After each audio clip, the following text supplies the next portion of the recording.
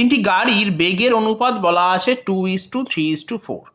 গাড়িগুলি সমদূরত্ব অতিক্রম করতে যে সময় নেবে তার অনুপাত কত সেটি জানতে চাওয়া হয়েছে।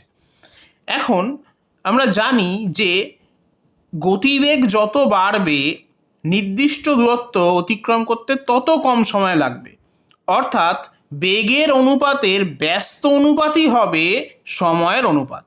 তাহলে এক্ষেত্রে নির্ণেয় সময়ের অনুপাত হবে যে অনুপাতগুলি দেওয়া আছে তার ব্যস্ত অনুপাত, অর্থাৎ 1/2:1/3:1/4।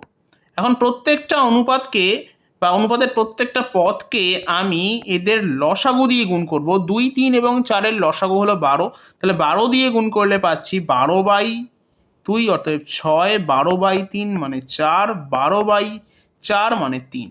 অতএব সঠিক উত্তর হবে অপশন ডি 6:4:3।